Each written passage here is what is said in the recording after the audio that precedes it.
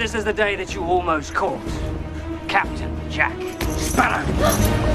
Captain Jack Sparrow is one of cinema's most iconic characters. But before Johnny Depp got to wear the eyeliner and several pounds of jewelry, there were several other actors in the running. Today on ScreenRant, let's take a gander at who could have captained the Black Pearl. My vessel is magnificent and fierce and huge-ish and gone. The Wolverine himself, Hugh Jackman, was initially considered for the role. In fact, writer Stuart Beattie based Captain Jack on, well, Jackman.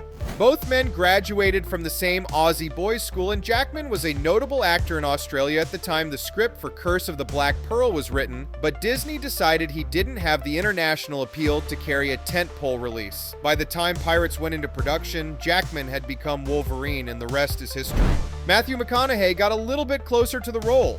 One of the non-Jackman inspirations for the character was Burt Lancaster, whom McConaughey resembled enough to be a frontrunner for Captain Jack. This was before the script was given a supernatural slant, and when that happened, so too did a recast favoring Mr. Johnny Depp. Another more serious option was Robert De Niro, who would later flex his campy pirate chops with his literal sky captain in 2007's Neil Gaiman adaptation Stardust. See, he'd made the questionable choice to decline Pirates because he didn't think that Curse of the Black Pearl would do well at the box office. I guess he thought one silly pirate was as good as any. Of course, once Captain Jack became a more comedic character, so too did the choice of whom to play him. Enter Jim Carrey, who may very well have landed the part if it weren't for scheduling conflicts with 2003's Bruce Almighty. With the more comedic direction the character took, it's easy to imagine Carrey camping it up in Jack's boots. But would it have worked?